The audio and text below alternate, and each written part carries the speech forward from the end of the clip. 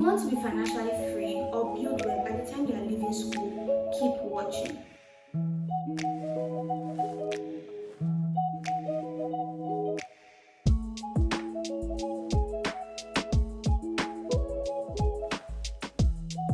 Today I'll be talking about practical ways you can build wealth through saving while you're still in school.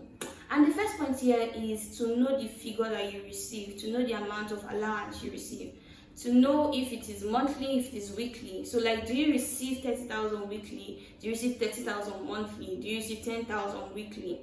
However it is, ensure to know the figure that you receive and the period of time you spend, or the period of time you are given to use that money. While I was still in school, I was not receiving a consistent allowance.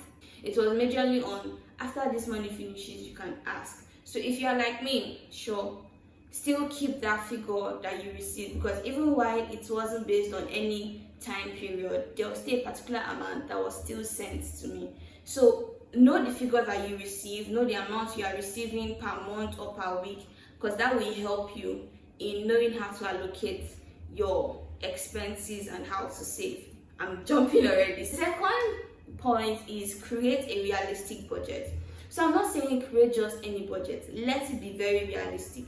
Apportion your expenses in the way that you know you spend. Do not say I'm going to spend 1,000 naira on buying, let's say, spaghetti, when you know that you love spaghetti lots and you're going to buy more spag this month.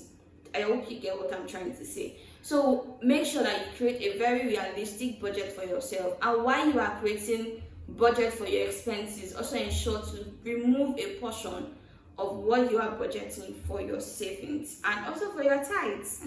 I know budgeting can seem a lot, but just create a very simple budget for yourself. Like I said, apportion your expenses and also keep a portion for your saving and for your tithes. And this moves us to our next point. The point is remove a percentage from your allowance. Like I said in the second part, or in the second point, that remove a portion or remove a percentage from your allowance for saving, because if you are going to spend everything, there is no way you can build wealth, and there's no way you can be financially free by the time you leave school. So remove a portion, no matter how low your allowance is, or as low as your allowance is. You can start from removing 2% of your allowance for saving purposes. You can move from 2%, you can start building it up to 5%, 10%, as far as you really want to go about it.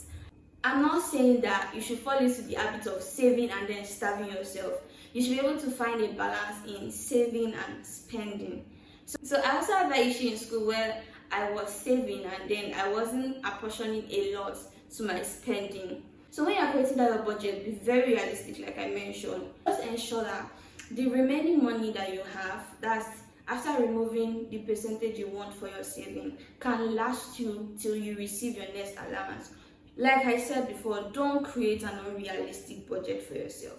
Try to find a balance between saving and spending. So whatever you are saving, ensure that the money remaining, the remaining allowance you have, can last you to your next allowance. So I don't say I am broke, I'm broke, I'm broke. So I want to give you a little tip. So saving is more about consistency than about the amount you save. Let's make an illustration. So let's say you receive, or you are saving 1,000 per week. You save 1,000 per week every single time without failing. You are consistent with it. By the end of a year, that will be 52,000. And if you are spending like 4 years or 5 years in school, let's say 52,000 times 4 or times 5, that should be around the range of 200,000 to 260,000, if I'm not wrong. So basically, by the time you are leaving school, you still have that huge amount of money with you that you did not touch, and you can use it to start a business. You can use it to start something good for yourself, and you can use it to sustain yourself before you practically find a work. That's if you want to be working a 9-to-5 job. Use 1,000 in our illustration because that's very, very low. You can also start from 500, from 200, whichever one that feels very easy for you to be consistent with. But I decided to use 1,000 because just imagine that by the end of school, you are saving, or you have saved 206,000. It may seem small to some people, but at the end, it's still going to sustain you at one point. It's still going to sustain you by the time you leave school. You're not leaving school broke, you get. Just imagine you are saving 2,000, 5,000 per week. I'm not even saying per month now, just per week. Multiply it by 52, do your calculations. You will see how much you'll be making, and you will say, I need to start saving and start building wealth before I leave school. It sounds easy the way I'm saying it, but it requires you to be very intentional and to be consistent. So, growth is all about consistency and intentionality. So even if you want to be saving 1,000, 200, 500, 5K, 2,000, you have to be intentional about going through that saving. So immediately your allowance come, you are not trying to do this, do that before the debit alerts are coming. Quickly remove that money and put it for your saving. Just a formal introduction before I move on. Welcome to my YouTube channel. My name is Omoye and I talk about growth. I am all about growth in 4 different aspects, which is finances, personal, career, and your spiritual growth, most especially your spiritual growth.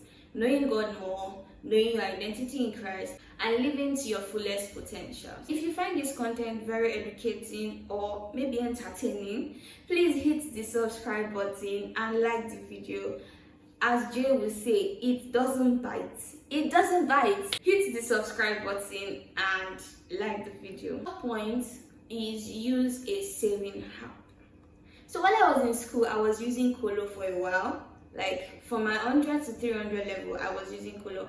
And when I started saving with an online app in 400 level, I knew the difference that it made in my life. I knew the difference of how much I saved with Kolo and how much I saved with a saving app, an online saving app. So the purpose of using an online saving app, it keeps you accountable. And apart from accountability, it also gives you this interest rate that you receive. So let's say you were saving with Kolo. For people that do not know what Kolo is, I will put a picture of what it looks like. It's a wooden thing that you knock on through and then just keep a space where you can chuck your money inside. If you use a Kolo, it's the same money that you save in, that's the same money you bring out. But using an online saving app, there's interest rate that is attached to that your saving plan. So when you save with it, it keeps you accountable, and the money you are receiving is usually not the same money that you kept in there because it most likely would have increased. I was saving for a friend of mine, and by the time the money had matured, the same money she saved wasn't the same money that she was because she withdrew from the account. So dear friend, I would advise that you use a saving app, and it is so automatic. You are not the one trying to remove it from your account and then go and put it somewhere. No, it is once you set the savings plan and immediately that money comes in, it just helps you to take it out. And one thing I've noticed is that once that money leaves, it leaves you don't feel that burden again. You truly do not feel that burden. The money is gone, it's gone. When I need it, I know that I am going to enjoy it in the later future. So there are 3 online apps I will suggest for you, and the first one is Optimus, the second is Carrywise, the third is Piggyvest. So every saving or every saving app has their own unique way. So I will put a link in the description if you want to start building wealth while you are still in school. So just use the link to sign up and have an account. Final point that we have today is lock your savings account. You need to lock it. Usually this emergency fund, that one is just for anything. It is open, it is not locked.